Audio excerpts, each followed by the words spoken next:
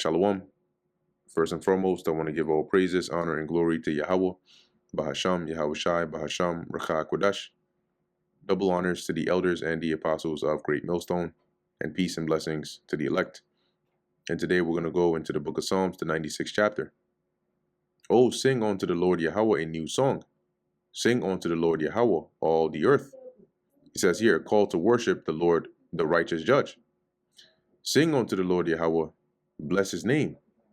Shew forth his salvation from day to day, right? By glorifying the Lord, speaking of his mighty works. That's how we show forth, his salvation. Okay, it says here, declare, and salvation can also go into his deliverances. Okay, it says here, declare his glory among the heathen, his wonders among the people. And how are we doing that? Right, by making it public. The scriptures say the Lord gave the word. Great was the company of them that published it, right? That made it public.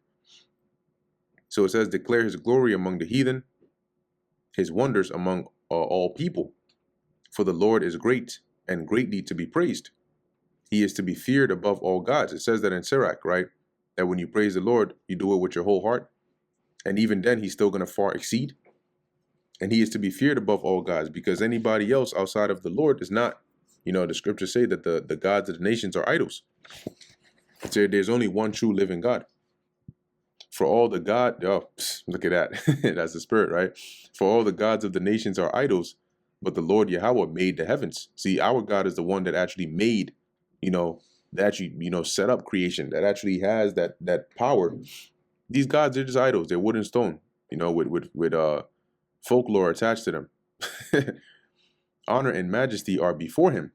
Strength and beauty are in his sanctuary. Let's read that in the NLT. It says here, honor and majesty surround him. You see that? Strength and beauty fill his sanctuary.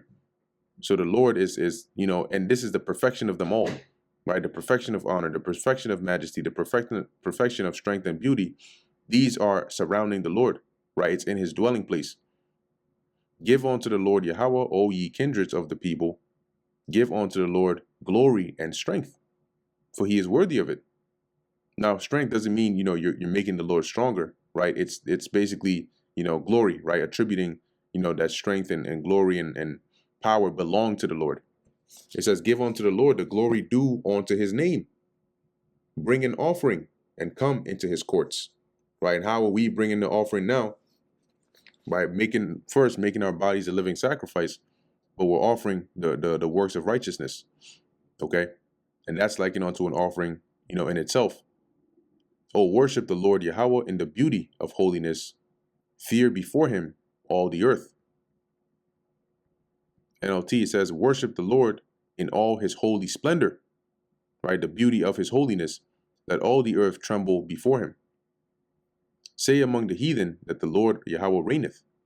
The world also shall be established, that it shall not be moved. He shall judge the people righteously.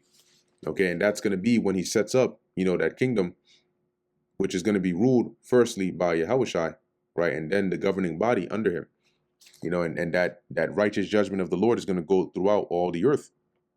Let the heavens rejoice and let the earth be glad. Let the sea roar and the fullness thereof. Let the field be joyful and all that is therein. Then shall all the trees of the wood rejoice. Okay, and also, as you go through the scriptures, trees are also likened unto people. So you're going to have both nature, right, which includes man, animals, actual trees rejoicing, when righteousness is set up in the earth again. Okay, it says that when the wicked bear of rule, when the righteous are in authority, the people rejoice. But when the wicked bear of rule, the people mourn. Verse 13, before the Lord, for he cometh, right? It says here, let them rejoice, right? The trees, then shall all the trees of the wood rejoice before the Lord, for he cometh to judge the earth. And how is he going to do that? By sending Yahushua back. He shall judge the world with righteousness and the people with his truth, right? Does it not say in Revelation 19, right? What does it say here? Let you just look at it. Look for it real quick. Righteousness. Yeah, there you go.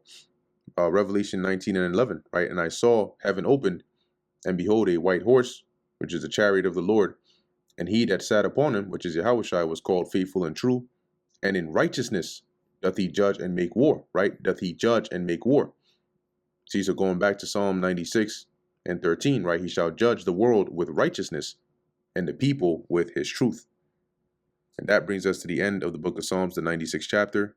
Lord willing, that was edifying to the elect. In closing, I want to give all praises, honor, and glory to Yahweh, Bahasham, Yahushai, Bahasham, Rakha Kudash. Until next time, Shalom.